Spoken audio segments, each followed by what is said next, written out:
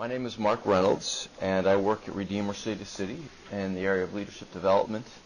I've served there for 15 years and given much of my life and ministry to this topic. Before that, I served as a missionary in Manila. Before that, served and helped plant a church, did campus ministry, and too much theological education. So I'm still recovering from that. But I'm a student of leadership development and a practitioner in it, so it's an important topic. Let me just get briefly so I can adapt my comments to who's here. So I only know a few of you in the room. 1, 2, 4 of you. So who here are church planters who are thinking about raising up leaders within the context of their church? Okay, 1, 2, 3, a couple of you there. How many of you lead churches that are planting churches and kind of have a supervision and facilitating role? So Ken does, Bob does, okay. Great. Anybody else have other categories that would kind of define who they might be? You're interested in this topic, you're in the academy, or you're working for an agency or a pastor of a church, okay? All of the above, yeah? Church renewal. Church renewal, okay, amen. All right, church renewal. Good for you. Network leader. Network leader, okay, great. So that's who I was hoping would be here. We have a good variety here. So I have a document for you. It's 3 pages. And I thought it would be helpful to you to have a draft or an outline of some of my comments. You don't have to feel tied to it if that kind of gets in your way of listening. So I thought maybe I'll take about 15 minutes and make some initial comments. And then we'll do time of Q&A, and then we'll get to some practical things that we have kind of on the bottom half. So I don't want to talk the whole time, but I do want to make some initial thoughts about the topic because it is large. And, some of you may have thought about a leadership pipeline before. There's a couple of books in the business trade that have shaped some of my thinking. There's a book called Leadership Pipeline: How Companies Develop Leaders to help create a whole resource of leaders who can be managers all the way up to CEOs, right? And it's a good and helpful book. A lot of times pipelines, and I've got a brief definition there. If we're not careful in thinking it through, as one leader said, pipelines are really complicated, and sometimes we become too idealistic about them, and they almost become a pipe dream. So anytime you start dealing with leaders, you realize that even in a discussion about it, it never really works out quite that cleanly and nicely. So if we're committed to developing leaders, we'll figure it out, but it's not as easy as one might think. So that's where I said my kind of very imperfect definition is that it's a visible system. So in a sense, a leader going through it would be able to observe, okay, there's a bit of a map here about how one could proceed over a period of time. It's also a process because leaders often need to be doing things incrementally and what are developmentally appropriate. But, as I say there in that parenthetical statement, it's often filled with lots of zigs and zags, right, through various stages as they develop, and for the purpose of serving them to have new and reproducing churches. And you could put network leader in there as well. How usually a lot of network leaders are those who have previously planted churches. In a few minutes, you'll see where I kind of depict them within that development. So it's a visible system. Hopefully it's fairly intuitive. It's developmentally appropriate. It's a map. It's not prescriptive. But it recognizes that life is filled with challenges, and leaders have issues that they need to be working through. So it has those zigs and zags along the way. So let me just mention some guiding themes. Having worked in leadership development with leaders and serving different roles over the last, let's say, 20 years, if someone would have sat down with me 20 years ago and said, hey, Mark, here's some important things to think about, I just try to come up with my list. It could probably be longer than this, but these are just some of my guiding themes. In other words, I'm not trying to give you a menu or a description of what you must do, because I think everything here has to be contextually and situationally figured out. But I do think framing the discussion and helping give some explanatory power to a very complex subject, which is developing leaders, these are some of the things that have helped me along the way. So the first is, I think we need to have a take or a point of view, thoughts about the stages, and I'll mention what those are, or what we call passage points of leadership development.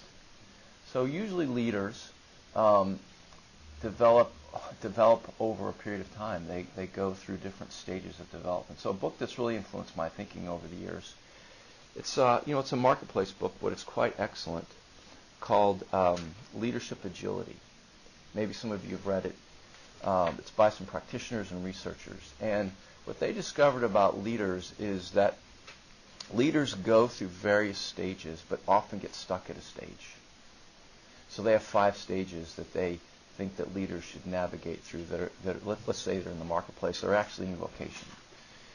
And what they've discovered is it's difficult to go, you can't just skip from the first stage to the third stage. You've got to develop the skills, the character, the competencies in that particular stage. And a lot of leaders get stuck in the first and second stage, they never move on. So I think that's an interesting way of thinking about developing church planters. They usually don't come ready, particularly if you're trying to plant lots of congregations or reach a community or a large city where there's a lot of needs. The notion of a pipeline is you're thinking back maybe 10 years before leaders start churches, all the way up to maybe 10 years afterwards, so that you almost have 20 years, as it were, of ways of serving leaders. So when I think about what we're doing in New York, we don't have 20 years of interventions ready today, but we're expanding that all the time. And I'll talk with you a little bit about how you can get started and how you can continue to expand that. So it's not like they're here and then in a year they're going to be ready. I think going through that incremental stages is important. And also then, the reason why passage points are important is that leaders get stuck at a stage. Just like churches get stuck at stages and they get stuck in phases, your marriage gets stuck, your life gets, we can struggle to go from one phase to the next. And they usually build upon each other. So perhaps you've seen this before. Again, the book Leadership Pipeline depicts it this way. I'm going to adjust it a little bit for church planting. And again, you'll have to figure out how many stages you want. Do you want 2 stages? Do you want 4? Do you want 5? And how would you help people go through those different passage points? So one way that you could depict it would be like this.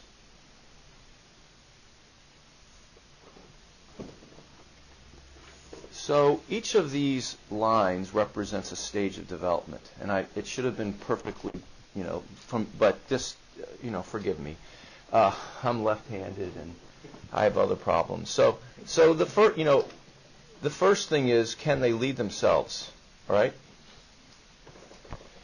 A lot of church planters, we want them, and we'll get up to where they're up here, but they actually have a lot of self-leadership stuff that they're really developmentally trouble with. They don't manage time. They have character challenges. They don't know how to have a deep, personal walk with Christ. And we're asking them to lead others and things like that. So leading self. And I've discovered with church planters along the way, then they might be good at managing themselves, but then you put them in front of leading a team, they can't lead others. They're terrible managers, and some are great. But why is that? Okay, so leading others. But leading others doesn't mean that you can actually lead a leader, right? It's another thing to lead a leader. So how do you lead leaders? And then thinking about how would you lead a ministry or a large ministry department, or how would you start, one of the things we do with leaders that are a couple years away from planting, we're wanting them to launch newer ministries and expressions within a church to see how they do.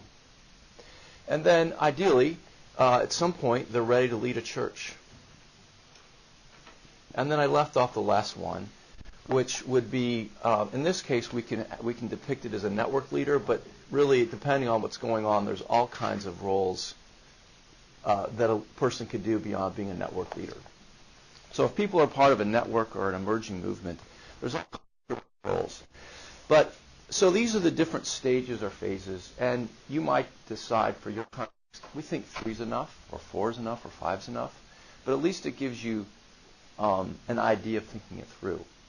And where some of the challenge exists, and both Pipeline and as well as Leadership Agility book talk about making these transition points, or an author in the 1980s was the one who first came up with these ideas. How do they go through these passage points? How do we make this turn, right? So that we're going that way. So people can get stuck. And so in some ways you've got 1, 2, 3, 4, 5 kind of pivot points there along the way. And, as you look at that imperfect schematic, some things just reflecting on that might be, some people, just the way they're designed and the way God has built them, or this is where they're going to live. This is as far as they're going to go. I wouldn't really want them to be planting a church.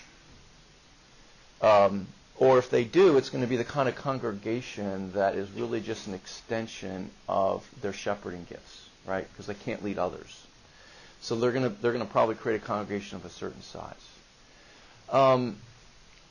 Also, if you haven't developed these and then you're jumping up to here, that also can be a bit of a problem, right?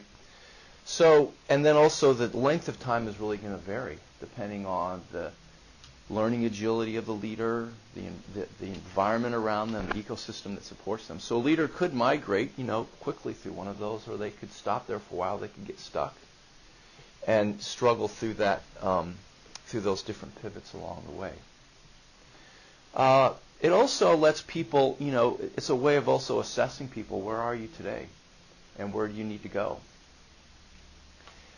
So when I think about, again, a pipeline, I'm not thinking of here's point A and here's point B, and it's going to be a straight linear process. I think the Christian life isn't depicted that way, right? It's a journey, it's a struggle. And that's why it has its zigs and zags along the way.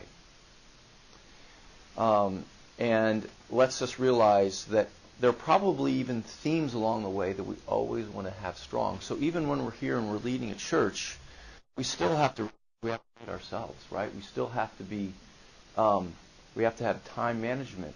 We still want to walk with Jesus. We don't leave those things behind. There certainly is a point about sanctification that we're leaving, old habits behind that aren't good for us. So you could even depict that same schematic for non-church planters if there's leaders in your church. So you could adapt this for how are we going to develop lay leaders in our church?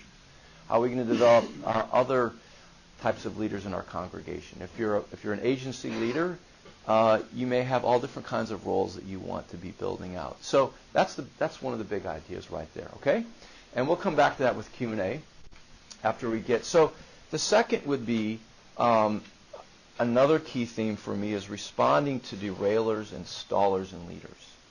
So these passage points sometimes get into those things where people are kind of stuck.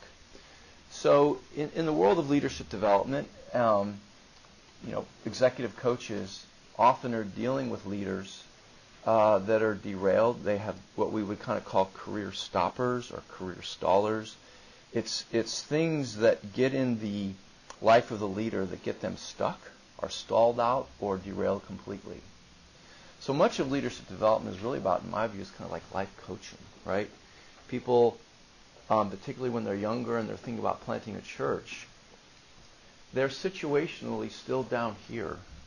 They aspire to this, but there's decisions they make. There's people they marry. There are institutions they want to go to. There's choices that they make that often can derail them. So the key there is to be involved with their life and make them alert that in life we're always going to be having these issues. We're going to have challenges all the time. Instead of just saying, we've got it all figured out, we want to be walking alongside them during those times. Because what can happen is, if we're not, that they may leave this path altogether because of inattentiveness to things going on in their lives. Again, choices, decision, character issues along the way. And that's unfortunate, right? So there's kind of this idea, one way to think about this is the struggle as you kind of work up that lattice is actually, it seems that there's a bigger weight of responsibility and challenge, right? So it's easier to almost kind of fall back down as you're going. So ideally, we're with leaders. They're facing those challenges, or they're usually thinking about their calling. And we can talk more about those, but I've discovered that the culture around leadership development needs to anticipate and welcome and be humble about that we're all going to be facing potential stallers and stoppers or derailers in our life. Your church is going to face it. I give a talk on 8 common derailers of new churches. And you need to anticipate that one or more of them are going to happen in your life, and just don't hide from them. Don't pretend that they're not there until the consequences become significant. So good leaders are able to anticipate, hey, I'm beginning to get a little bit derailed here. What do I need to do? Number 3, I think it's important to be explicit about the destination or the DNA or the identity that you're seeking for leaders to be replicated in. One of the, particularly if you're thinking about church planting, which I know many of you are, is that you want to mimic what movements do well, which is they always are figuring out what's the core scripts, narrative, ideology that's really important to us, that we want transferred from leader to leader.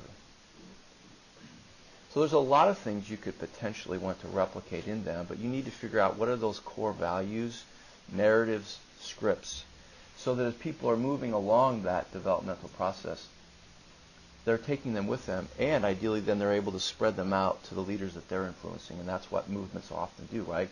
They're able to take that core theology, that core vision, that ideology, and push it all the way out to the edges of the movement.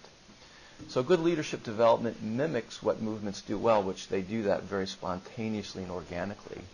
So one of the things that a pipeline does, at least if it's a visible system, it helps do structurally and intentionally what movements tend to do very organically and spontaneously and authentically.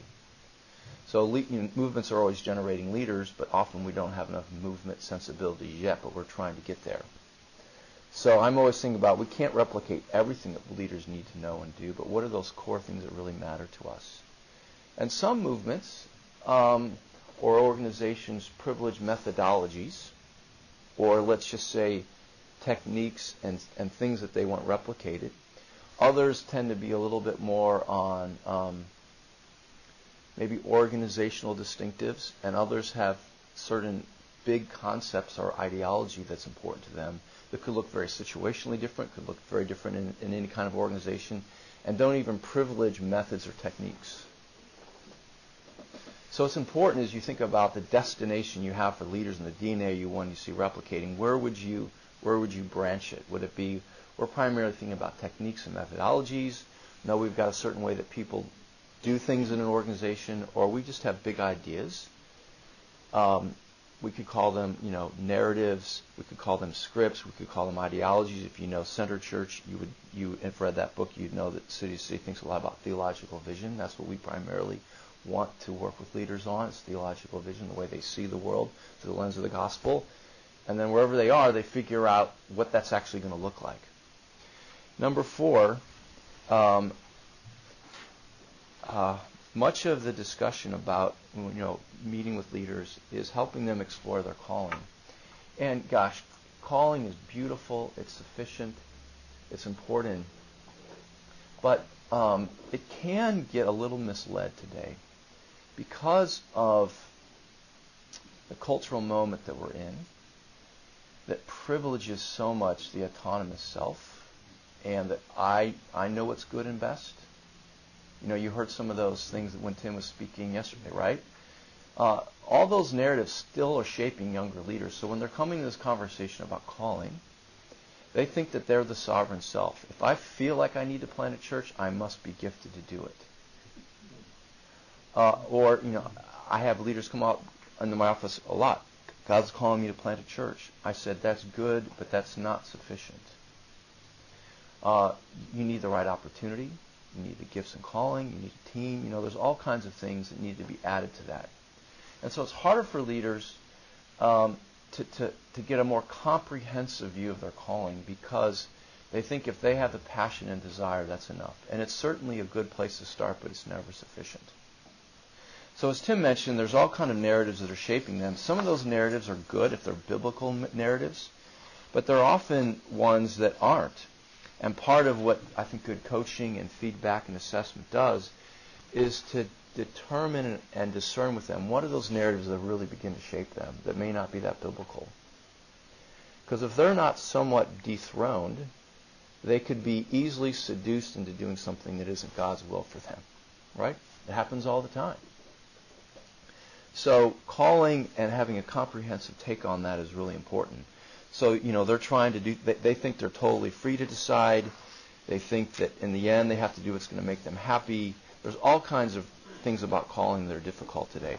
So I'm going to stop there, but those are just some of my initial thoughts when I think about leadership development and leadership pipeline.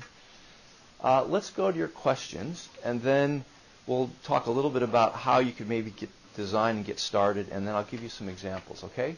So let's go to some questions. Let's maybe leave them focused on what I've discussed so far, because maybe some of your other questions will organically come up as we cover the rest of my thoughts there. But any questions, comments, concerns? Okay, we'll go to Ken here first. Yeah. Can you talk about what the passage points look like? Is there is there a particular conversation you have, or is there a moment? Okay. Thank you for that. So Ken, it could be all kinds of things. So all around this would be what I would kind of call a leadership ecosystem that could have various formal to non-formal interventions. By interventions, I just mean ways of helping people, right? An intervention could be a coaching conversation. An intervention could be a 2-year program that they're through, right? It could be a non-formal conversation with a friend.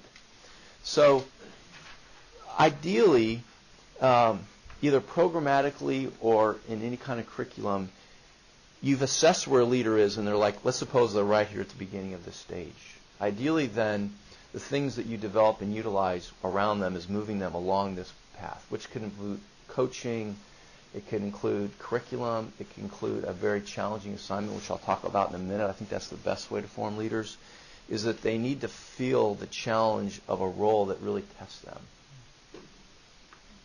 That's why formal education is necessary, but it has its real limitations, because it doesn't mimic how people, it needs to mimic more of a challenging assignment. But we need education that's formal. So I will discuss that more when we get to the second half. But yes, that's a good question. Any other thoughts or questions before we move on? Yes, sir, in the blue shirt. So, what if you have a leader who thinks they're higher up? I can't hear you. What? What if you have a leader who thinks they're higher up? Oh, they just need to have a coaching conversation with me. No, just kidding. Gosh. We all struggle with the gift of self-awareness, don't we? We all have our blind spots. Oh, Lord Jesus, we have them. And I think a leader that, there's 2 ways to solve that. One is there sometimes are tools that one could take to help them get a sense of where they are. So they need developmental feedback. And the ways to get that is beyond just their self-assessment.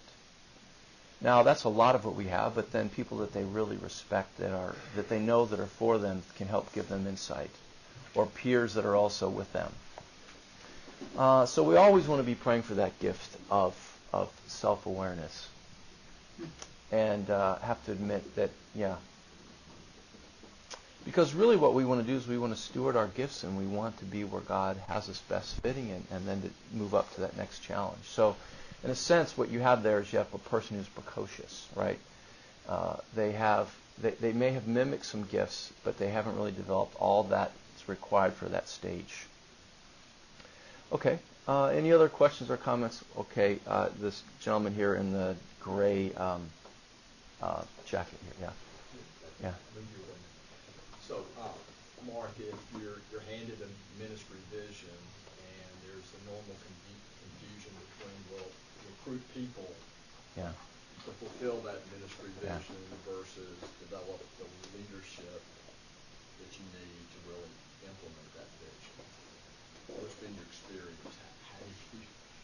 Are you talking about the case of a leader who's now getting ready to plant a church, or just? No, we've got a inner city urban ministry with community partners, and so we're trying to develop more of our leadership to be engaged in those ministries. But again, our ministry vision is really outstripping the recruitment that we have, really the leadership that we need to implement that vision. Well, that's the case, unfortunately, where we don't have the human resources, right, able to move that forward. So, yeah, there's a lot of different ways to approach that, but one would be that you may just have to pause some of the things that you're doing for a season until you have that capability there. Because with that, if you're out running your skills there, you could really end up creating things and doing things that are unhealthy and that are harder to heal and renew. So, yeah, organizations, particularly nonprofits, have that, don't always have the human resources and other resources that they need. So that would be one, and then the other is, sometimes leaders have to be maybe replaced, or they have to be serving in a role that's their best fit. I mean, it's a wonderful thing to know, hey, this is my fit, and sometimes leaders get promoted beyond their capabilities, and everybody gets frustrated then, right? And it's good to know this is where I am. I still want to challenge, but sometimes people get promoted beyond their skills and their character and have to come back down. Randy. I think I've seen two areas that are really important. One is shepherding, and the other is infrastructure. And I think one of the fights against being a good shepherd is our own insecurities as leaders, and being able to, instead of thinking about how everybody's thinking about us, that we're really able to put our arms around a young man or a young woman and say, be careful about the young woman. Say, I see gifts in you, and I want to encourage you, and I want you to work on this. And I see a great failure in a lot of our pastors that don't really shepherd. Yeah. Well, in a minute, we'll talk about what I think are three key ingredients to helping that situation. So I'll give a little bit of a model here in a minute to talk about what I think can do to help correct that just a little bit. And that most organizations only do two of the three things that they need to do. And so that's a real problem. Let's do one more question. Yes, the woman in the back there. Yes. I was wondering if you can share a little bit about the role of suffering Yeah. in developing Mm-hmm. the Yeah. dark night of the soul. Yeah. Thank you for that. I wanted to discuss that, and I actually forgot to when I was talking about calling, so thank you. One of the, besides these cultural narratives that are sometimes discipling young leaders a lot more than we realize, right? Or we still haven't, our minds are still not being renewed. We're still being shaped by the patterns of this world, right? Is one of the things that I've observed is that God often uses seasons of obscurity and suffering to really test and purify leaders, and often when they're younger, and sometimes when they're older as well. I remember a couple seasons in my life where I was operating in a lot of ministry obscurity and a lot of really hard circumstances. And I wondered when I was like 28 years old, why, I'm done with seminary, why are you giving me all this season of obscurity and trials and suffering? I'm so poor. I thought that I should have migrated beyond this by now. I was reading a book on calling a couple of years ago, and I think his last name was Harvey, and he talked in there about the necessity of suffering and seasons of obscurity. And a lot of leaders, because they want to be so happy, they don't let themselves stay in that season of obscurity and suffering long enough to really do that character formation. So suffering is important. I mean, it certainly is a biblical theme. So how do we help people suffer? They need to know that this is often part of that journey that they have to go through. And it's actually one of the things that causes these points, because often when they make that pivot there, they're in a more challenging assignment, and even sometimes suffering comes their way. And so we need to be there with them during that journey. If you look at, there's been a couple studies done on things that form leaders. And it's interesting that besides a non-formal learning community and a coach or a mentor, is the role, even the secular industry observes the point of suffering and perseverance and struggle is often a part of a people's life, or a significant loss in their life, that has been part of their history. So rather than running away from those things, we have to embrace them and suffer with a measure of joy as Christ calls us to. The leaders want to run away from that. Okay, let's get to my second point. I know there was more questions, and I'll linger afterwards if we don't get to some of yours. So when I think about designing and developing a pipeline, again, they could be very formal to non-formal. One thing to always think about is to think with the end in mind, which is what kind of leaders, or I put their profile, are you seeking to develop and serve? So if you look at your second handout there, this is a rather dense competency profile for church planters, or in this case, an urban planter. But it's slightly mismarked. It's actually for a church planter as well. They don't have to be urban. We just put it on there because that's most of the world that we deal with. And I don't have definitions for you. We have more documents that have all those definitions. But you just look at that list. The list on the left, the bigger, bolder ones, we would kind of call those big domains, spiritual dynamics, missional engagement, and so forth. And then on the right half, those smaller words would be characteristics or competencies. I think there's 34 or 35. So when we assess leaders as church planters, these are the things we're looking for, but nobody fits it perfectly. There's always a gap in anybody between where they are today and what the profile is. And so, when you assess a leader, this is what they're going to determine, and this right here is their developmental deficit. And for some people it's significant, for some people it isn't, but this just helps you an idea of what kind of leader you're actually looking for, what kind you're trying to shape. Now, one of the challenges when you see this is that it doesn't depict the stages that a leader would go through to maybe get here, right? This is kind of a static, overwhelming profile. And leaders that you meet are often 5 years away, 10 years away. So when thinking about it, this would maybe be the destination that might be right here. But you're going to be dealing with leaders that are right here, and you don't assess this profile when they're way down here because it's not appropriate. You'd rather assess them when they're further along against that particular profile. But at least it's important to say this is what we aspire, this is what we're seeking to do. Because without a bit of that assessment and developmental deficit, particularly leaders, they need that challenge. They need to know where they are and where they'd like to go in the future. So this tool could work for you. Maybe you already have a profile. Maybe you don't. If you're a network leader, there's a profile for that as well. If you have a person who is going to maybe be a significant contributor on a church planning team, you could have another profile. So that would be the first.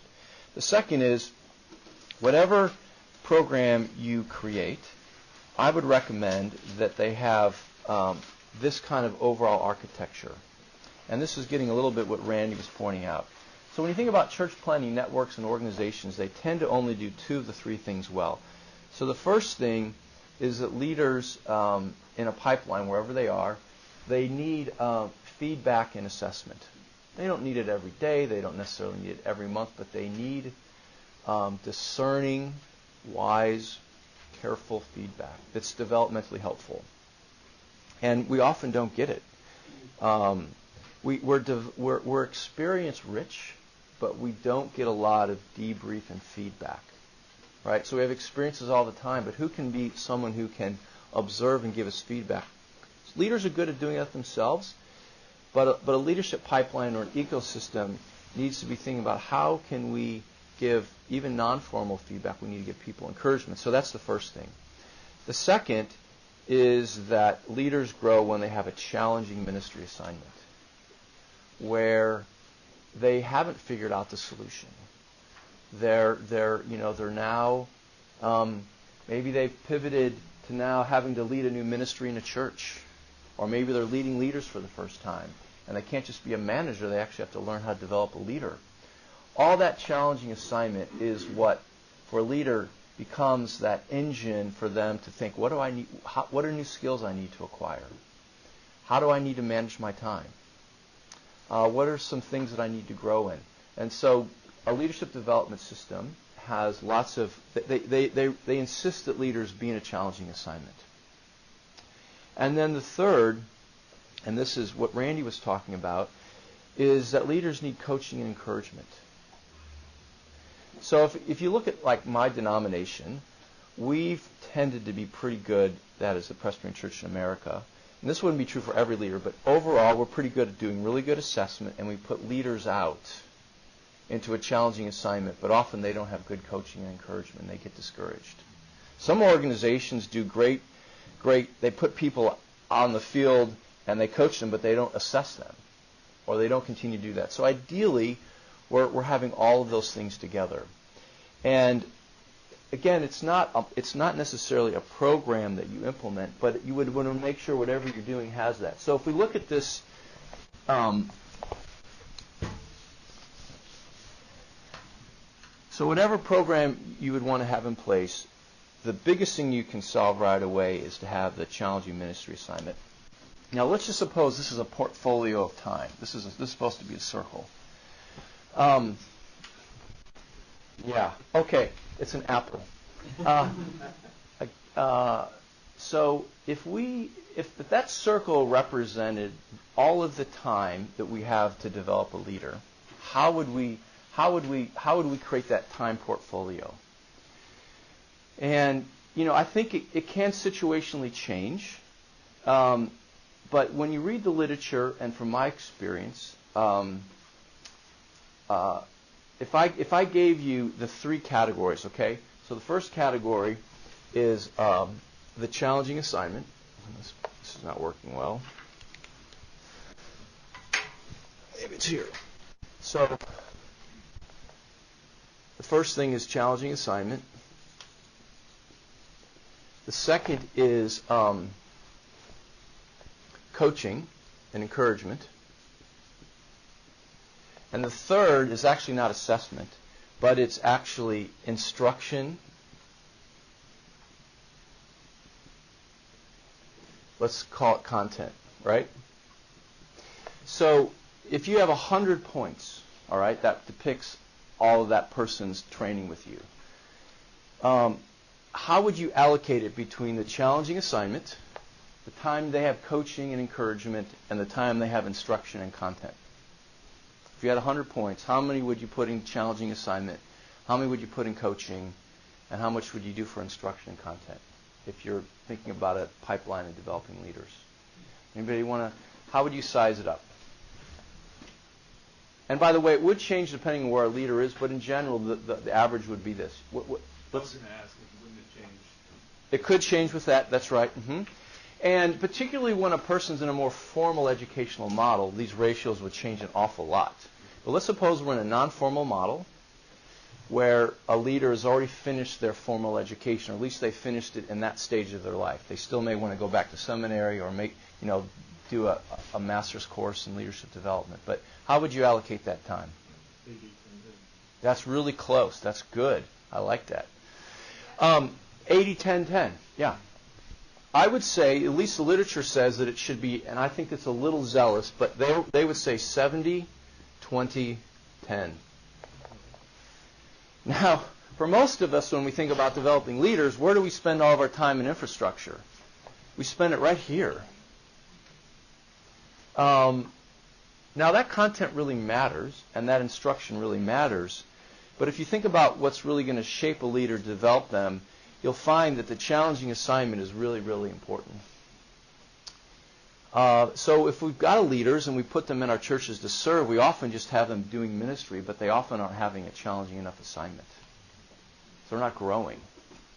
And then if they are, they don't get enough of the coaching and encouragement and feedback, so they get derailed and discouraged.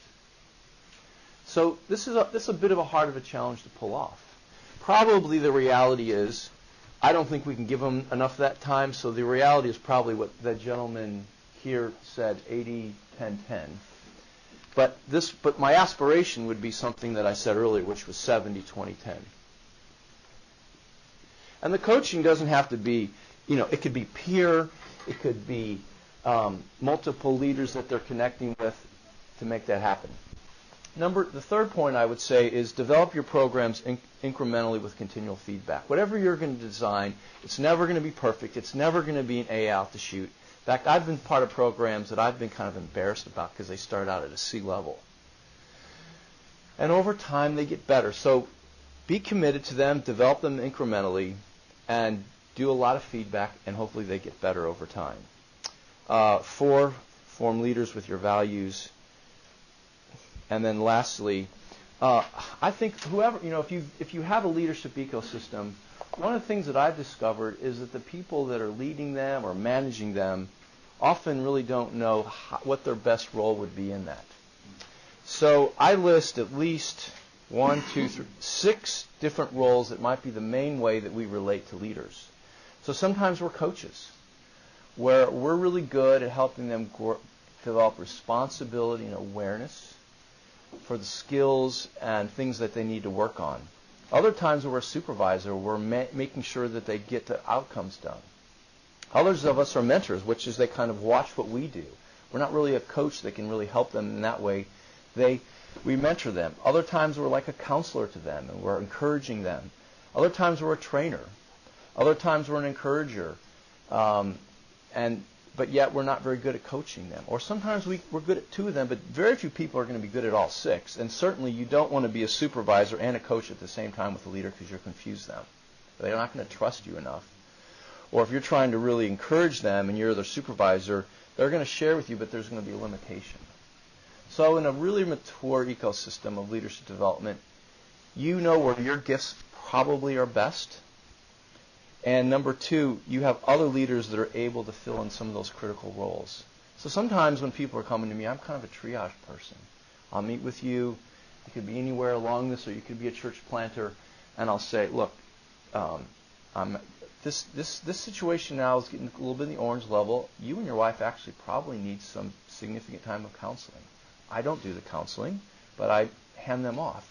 Or they're having some struggle in cross-cultural adjustments, or they're having trouble doing mercy ministries. I'll find a specialist who's really good in that area and hand them off to that person. Let me stop there. Those were just some thoughts about getting started and developing it over time. Questions, comments? Yes, sir, in that. I understand that the context changes, but could you give examples of what challenges look like? Sure. So, well, for sure, in the case of church planting, for those of you that have done that, the perfect example is moving to the field and starting a new church, right? So, how's this going to happen? I don't have a core group yet. I've been given some money. How do I go from 0 to 40 people, right? And then how do I go from 40 people to 70?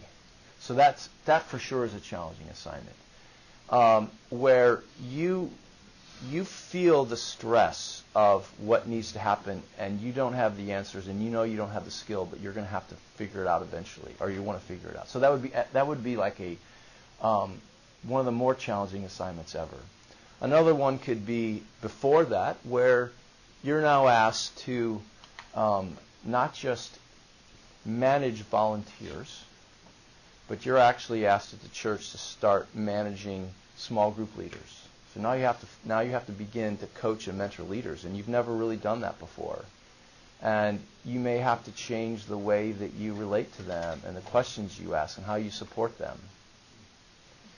Or you could now be asked, okay, we need you to start a new ministry at the church. We're not happy with our small group system, so we've been thinking about this idea of having mezzanine events, where we have these missional communities of 60 people, and we want you to go do that. And you're not sure how to do that because you've only led small groups. And now you have to get up and speak to 40 people every other week. And you find out that you like it, but you're not as good as you hoped you would be. So those are challenging assignments. it brings it, it causes us to go inside and say, I need to. There's things I don't know. I need to be better at this. For some people, it's their whole career is a challenging assignment because they love that feeling. Challenging assignment is actually one of my career motivational anchors. It motivates me to excel when I have a challenging assignment. As soon as my role is like 80% figured out, I'm bored. So I always need it. So that's some of the ideas. Okay, other questions? Yes, sir. When your opportunity with people is limited, oftentimes like 9 months to 2 years, Yeah. it's how changing the culture in general is, which impacts the church culture. So very often we're able to move someone from like 1 to 3 or 2 to 3. But how would you? I mean, a lot of this just takes time. Yes. Well, if your profile or your demographic is lay leaders, yes, that's a different challenge. If it's church planters, then that time issue isn't as significant unless you're in a big hurry to get them sent out.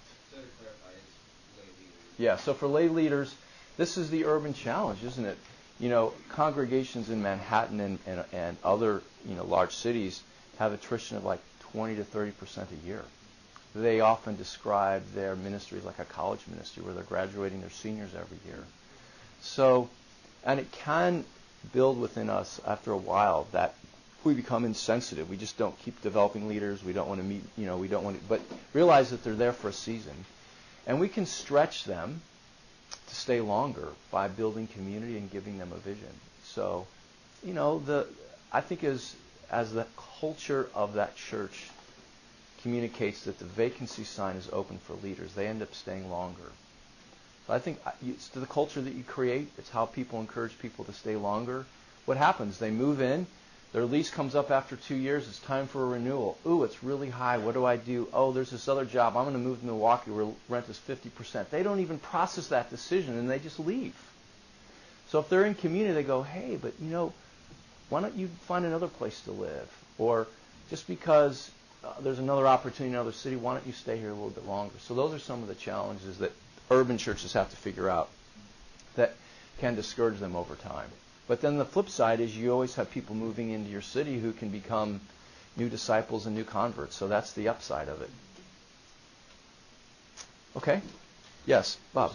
Lots of church planner assessment tools, but in the journey, any assessment tools as to how they're doing in the journey that you've used?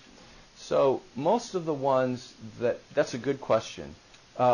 There are not a lot of tools out there that are stage developmentally appropriate. The profile that I gave you, we have a whole instrument that's called the CLI, the Church Leader Inventory, and they also have one for the spouse, the church leader.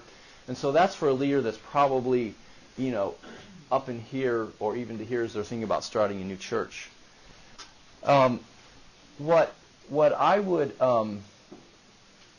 What I would do, and for some of the programs we have, which we can get to in just a minute, what we're typically doing is the pipeline programs that some of them I'll show you with, they're kind of in this zone right here, for example.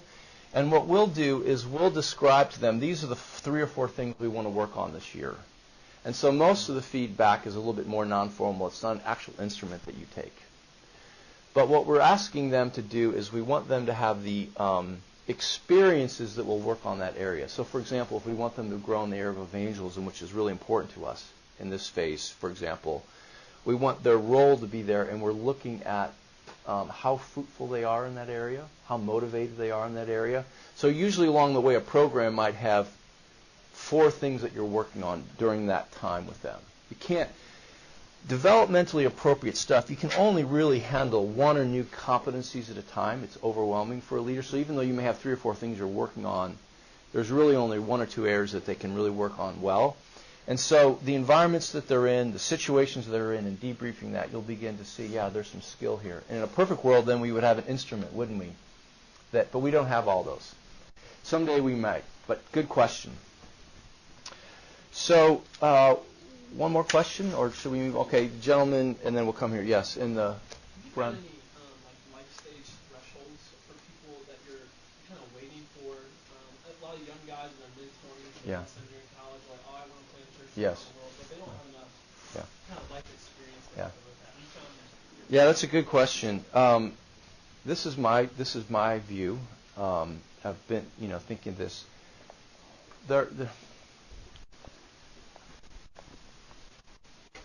I'll get rid of this circle here, this apple. We'll just assume it was an Empire apple, one of my favorites. So when we think about it, let's think about it as a bell curve, okay?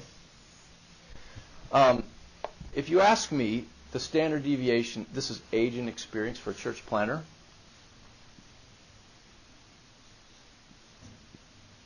It's 30 to 35 years old. By that, now of course, there's always outliers to that. There are people that are unusually godly, are great leaders, and start churches much younger than that. But usually today, with extended adolescence, people getting married late, people often not getting into ministry vocationally for a while, I would like for them to have 3 to 4 years of 24/7 ministry before they plant. And particularly in cities, the maturity, so a 30 to 35-year-old is kind of the sweet spot. So if I'm talking to a 25-year-old, that to me is somebody that's in the yellow zone, right? I'm not thinking, oh, let's have you plant next year. I'm probably sizing them up with them and thinking, hey, they're probably down here. But I could be wrong. Likewise, and this is a little unorthodox, but I mean, my view might be, if I'm talking to somebody that's over 45 and they want to plant a church, that's a super challenging assignment, right, for various reasons. So you can do it. You just have to know that just as you don't have the muscle strength and dexterity, you don't have the cultural dexterity that you thought you had, right? And most people that you're going to be reaching in a new church are going to be this age anyway, and so you're now a whole generation off from them. So you've got to learn to preach in the vernacular. In some contexts, that works really well, particularly if they privilege older people and they're looking for spiritual fathers in their life. But when guys get older and older, they do plant, but sometimes they're really disappointed by the outcome because their expectations are off. They think they're wiser and know a lot more than they do, but it's still a challenging assignment. So that's usually the age. But again, everybody's different. And, then we've planted leaders of churches from 26 all the way to 45 years old in New York and other places. Okay? That's one way to think about it. So lastly, what are some models? I still love church-based models the most, where the church has a plan for developing lay leaders and emerging church planters in their midst. Sometimes, to make that challenging assignment really healthy for them, they actually, this would be what I would suggest, is if they're in a really mature church that doesn't have enough of the early stage church planting dynamic, I would deploy them to a new church to finish off their experience for this challenging assignment. So if your church is 25 years old, there might be things you want to learn there, but if you have a network of newer churches, it would be good to say, you're going to work there for a year. That's what I would recommend. Number 2, there's a whole collection of networks that do leadership development models. So like the Hope Churches in New York, they have some programs and mentoring that they do to develop their leaders. So you can go online and read about Hope Churches there in New York. Drew Yoon is the leader there. And then one of the ones that I've been involved with a lot, and that's that last page, is maybe a church planting agency or a denomination creates a pipeline of programs to serve the network of churches. And this schema here gives you very little detail other than it's our way in New York, for example, of developing leaders probably over about a 10-year span. And we do that in partnership with churches and networks and denominations so that we're learning what the needs and opportunities are. So if you start at the top where it says apprentice program and then kind of all the way to the bottom, those would be kind of, the apprentice program is where often leaders begin with us. And again, the route isn't always from one program to the next. Sometimes it is, but sometimes it's not. So they could go to seminary. We have 2 years of a practical ministry training called City Ministry Year. It's actually called City Ministry Program now. We have the Fellows program. That's for leaders that are about a year or two away from planting. So most of the time for leaders that are coming into that experience, they are, somewhere, I'll use another color. They're probably, somewhere in here.